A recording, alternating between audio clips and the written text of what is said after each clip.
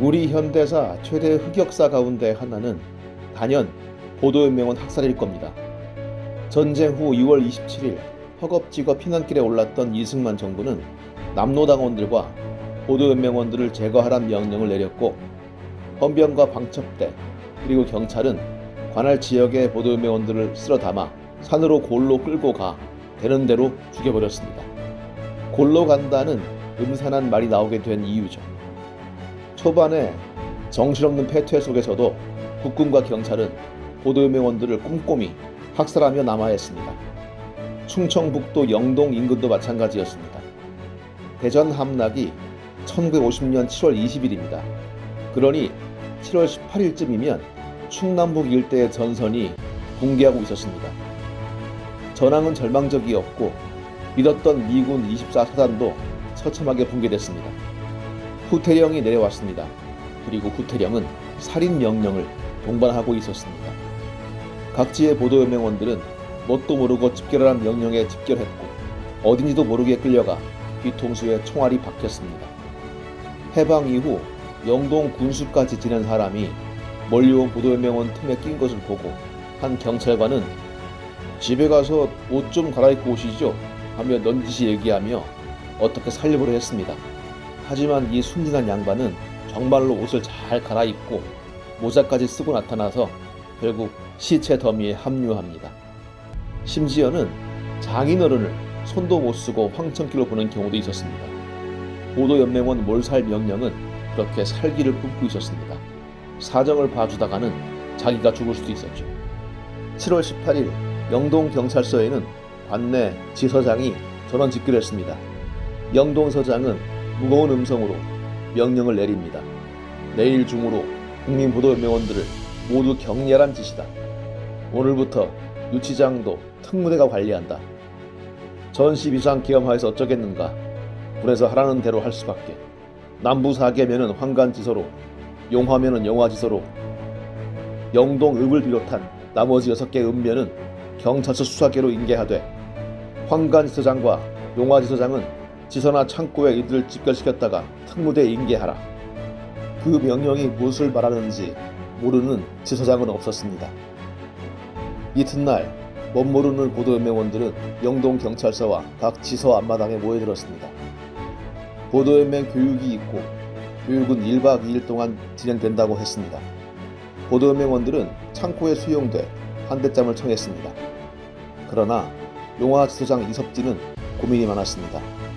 어떻게 저 천진하게 코 골고 있는 사람들을 죽인단 말인가. 저들은 대부분 진짜 빨갱이도 아닌데.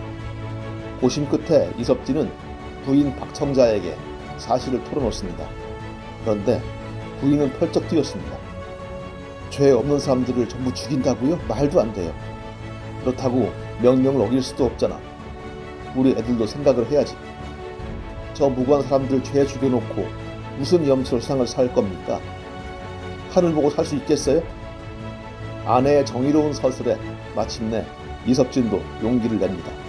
특무대의 명령이라면 호랑이도 악바를 모을 시대였고 전시였으며 충청도 일대가 완전히 인민군에 넘어가기 직전이었습니다.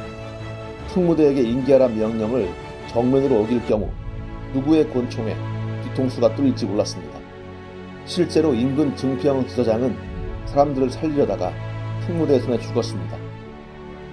하지만 이섭진은 목숨을 걸고 보도연맹원들이 수용된 창고로 향합니다.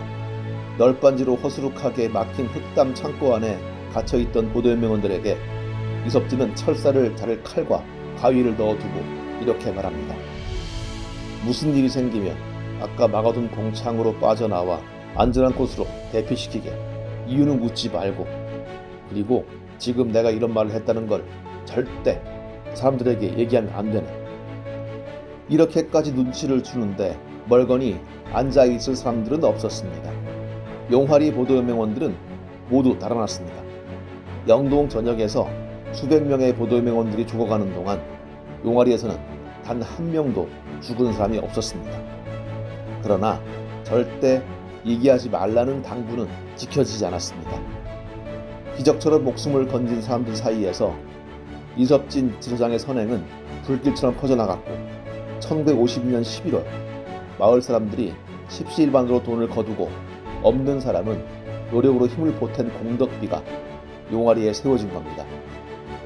이섭진 지서장 영세 불망비, 즉 영원히 잊지 못하리라는 고마움의 표시였습니다. 어느 초월로가 붓을 기울여 적었을 비문을 해석하면 이렇습니다. 강직하고 현명하게 일에 임하여 어질고 한 마음으로 사람을 구했네. 한 고을을 잘 다스리니 그 덕이 이웃에까지 미쳤도다. 모든 사람들이 봄을 맞이하듯 집집마다 그의 덕을 기억하여 비록 길가에 세운 조각돌이라도 영원히 잊지 말자. 그러나 이섭진 지서장을 잊지 않은 것은 주민들만이 아니었습니다.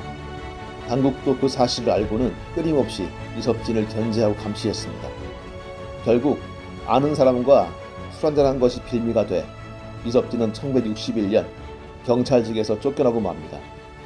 그 뒤 변변한 직업을 갖지 못했던 그는 아들의 표현에 따르면 퉁소불묘 시조를 풀며 여생을 보내야 했습니다. 전국을 뒤덮은 전쟁의 소용돌이, 사람 좋은 순경 아저씨가 사람 목숨 거두기를 해변에서 조개 줍듯 했던 악마로 변하는 광풍. 전국에서 대체 얼마나 죽어갔을지도 파악이 되지 않는 암흑의 역사 속에서도 그렇게 사람다움의 빛으로 어둠의 한 귀퉁이를 밝힌 사람들이 있었습니다. 이섭진 지서장이 그랬고, 주민들을 방면하다가 총에 맞아 죽은 증평 지서장이 그랬습니다. 우린 그런 사람들을 기억해야 할 겁니다. 봄을 맞이하듯 그들의 덕을 기억해야 할 겁니다.